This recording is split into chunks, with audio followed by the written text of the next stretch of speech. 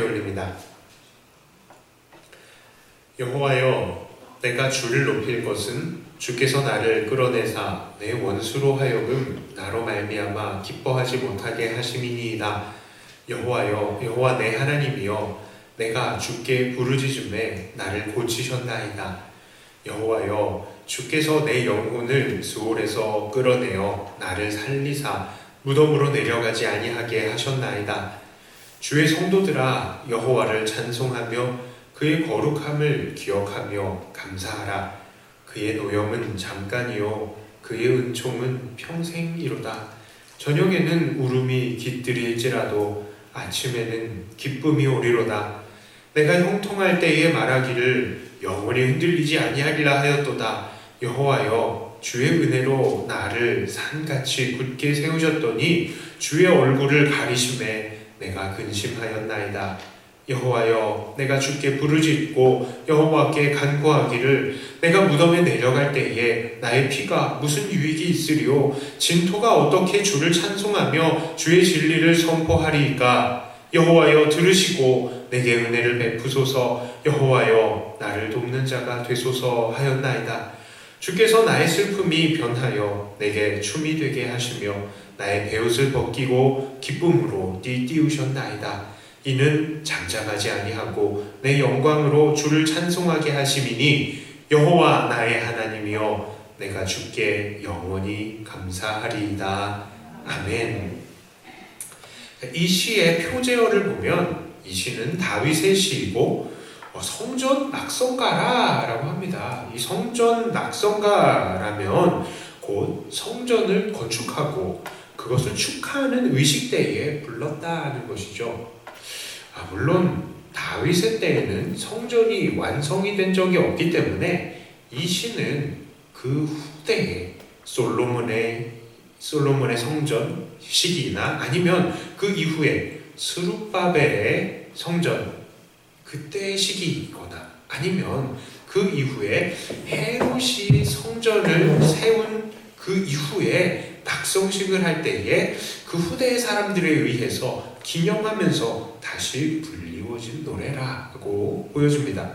제 생각에는 솔로몬보다는 스룹바벨이나 헤롯 시대의 성전 건축 후에 이 노래가 성전의 낙성가로 불리워지지 않았을까라고 생각이 됩니다.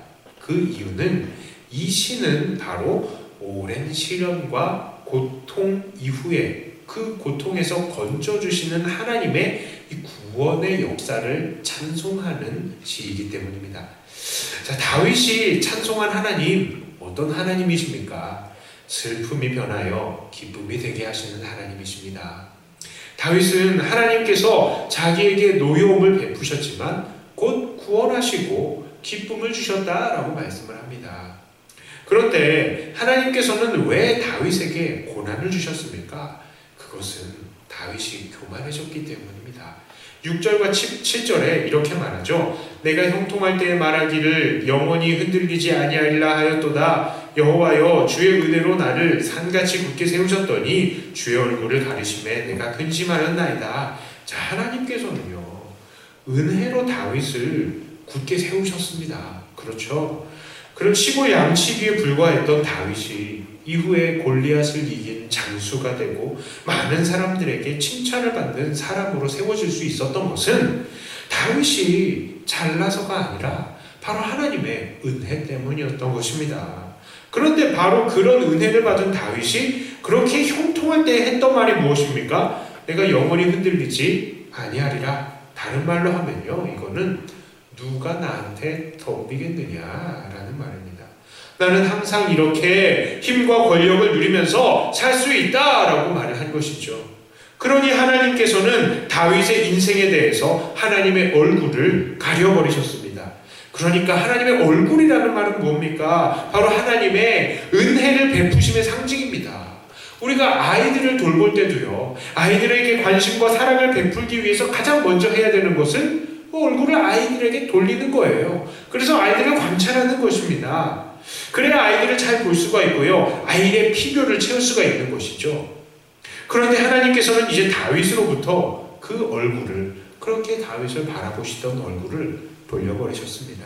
더 이상은 은혜를 베풀지 않으시겠다라는 것이죠. 그러자 다윗의 인생은 이내 어려움과 고통에 빠지게 된 것입니다. 다윗의 삶은 마치 지옥 같아져 버린 것이죠. 다윗의 삶에서 언제가 이런 지옥 같은 때였을까요? 사울에게서 쫓김을 받고 도망 다닐 때? 아니면 압살롬에게서부터 도망을 칠 때? 아니면 자기의 욕심으로 인구 조사를 하고 그 백성이 7만 명이나 죽었을 때였을까요? 모르겠습니다. 그러나 그 그때가 어떤 때이든 하나님의 은혜로운 시선이 없었던 곳에서 다윗의 삶은 지옥과도 같았다라고 말할 수 있겠습니다. 자, 그래서 다윗은 다시 하나님 앞에 엎드리면서 10절에서처럼 하나님의 은혜를 구합니다. 그때에 하나님께서는 다시 다윗에게 은혜를 베푸시고 다윗의 슬픔을 춤이 되게 기쁨이 되게 하신 것입니다. 그때에 다윗은 하나님께서 자기에게 그렇게 은혜를 베푸시고 슬픔을 받고 기쁨을 주시는 이유를 깨닫습니다. 그것은 바로 12절에 나오죠. 12절을 다 같이 한번 읽어봅니다. 이는 잠잠하지 아니하고 내 영광으로 주를 찬송하게 하심이니 여호와 나의 하나님이여 내가 주께 영원히 감사하리이다. 하나님께서는 왜 다윗에게 다시 구원과 은혜를 베푸셨습니까? 그것은 바로 그 구원에 대한 감사와 찬송을 받으시기를 원하시기 때문입니다.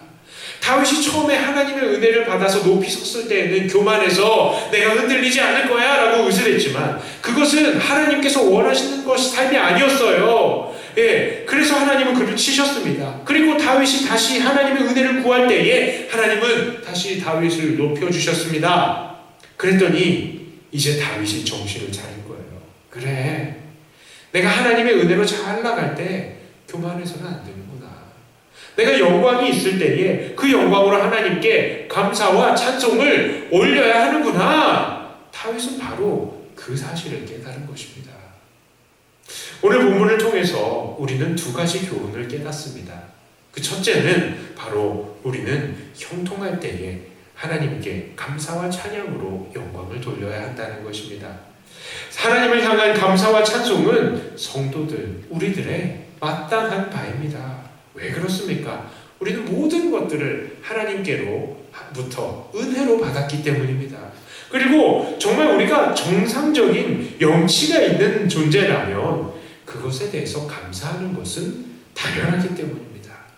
우리는 누가복음 17장에서 나병 환자들을 고치시는 예수님의 이 예화를 우리가 기억합니다. 예수님께서는요 10명의 나병 환자들을 고치셨어요. 그 나병 환자들이 주님 앞에 나왔을 때에 주님께서는 너희들 제사장에게로 돌아가서 그 제사장에게 너희의 나은 모습을 보여라 라고 그렇게 보냅니다.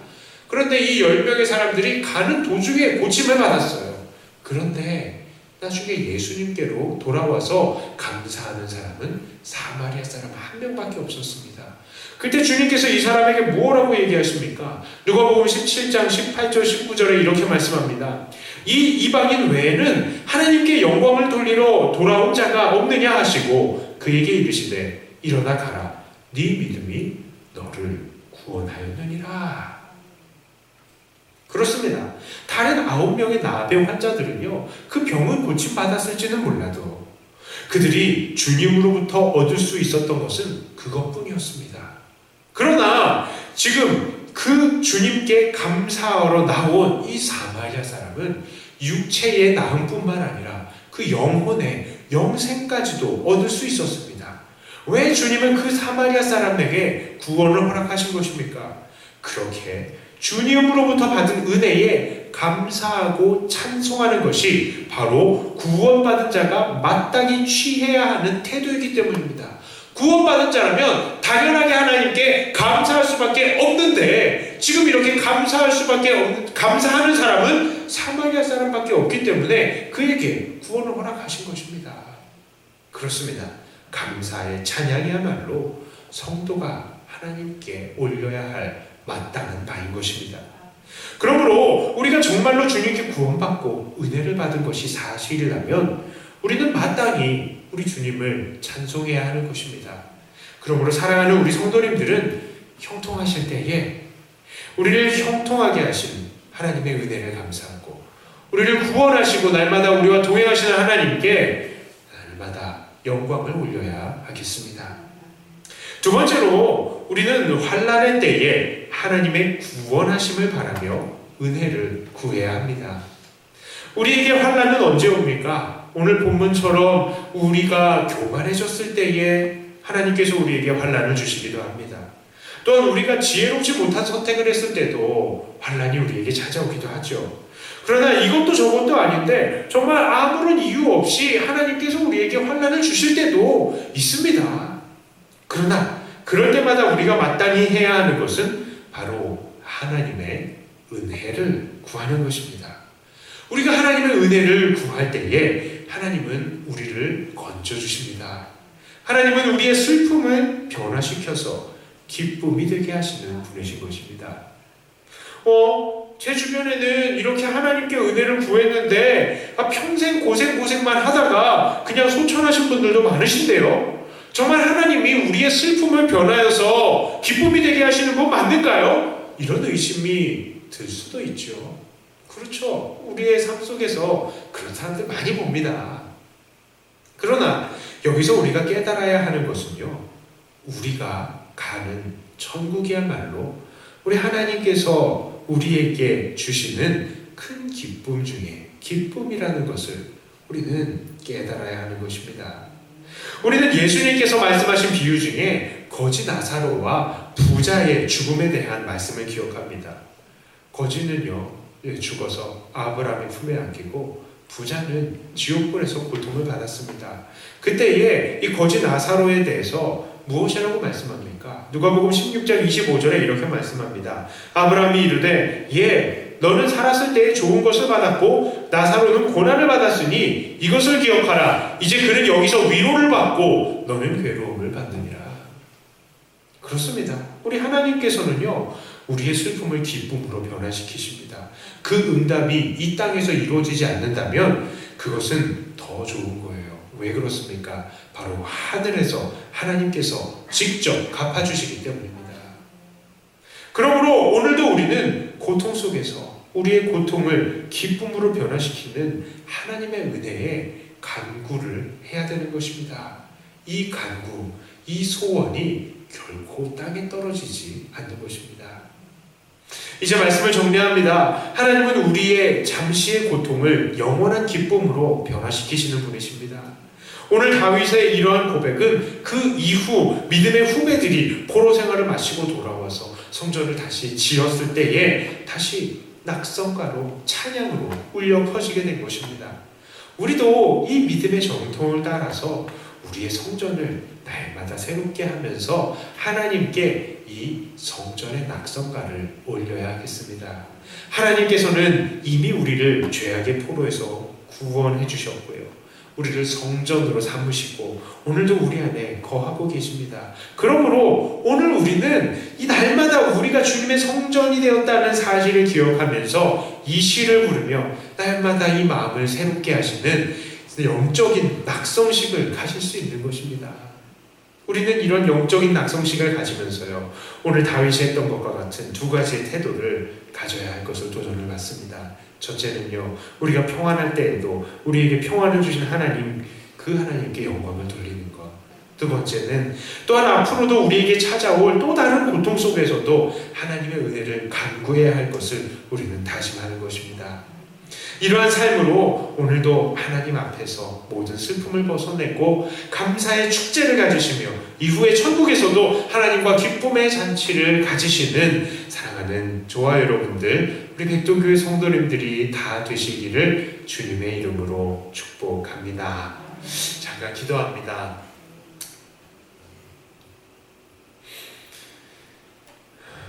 하나님,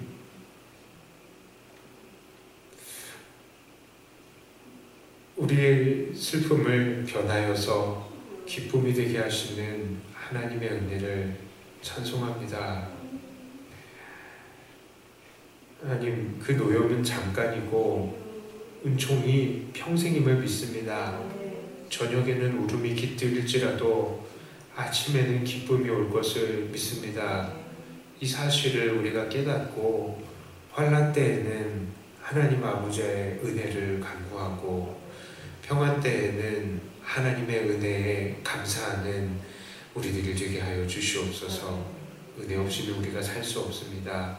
날마다 주님의 은혜를 구하오니 우리에게 은혜의 은혜를 더하여 주시고 이 세상을 이겨내고 주님과 동행하는 주님의 은혜로 살아가는 우리들이 되게 해 주시옵소서.